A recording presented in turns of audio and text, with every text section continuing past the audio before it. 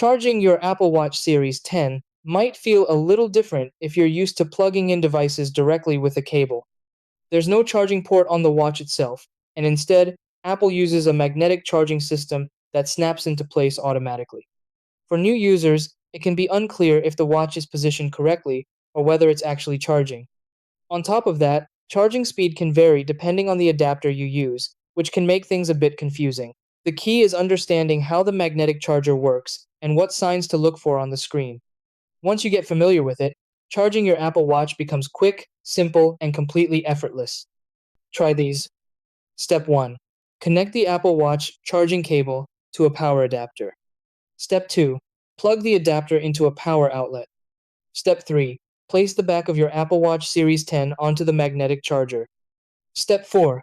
Let the magnet align the watch into the correct position automatically. Step 5.